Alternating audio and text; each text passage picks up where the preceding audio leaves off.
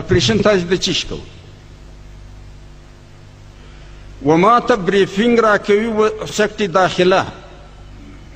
د مسرانو نمونه راشي تعداد راشي کور راشي خزای راشي لیار راشي نو تر دا پورته لماته چیش معلومات کوي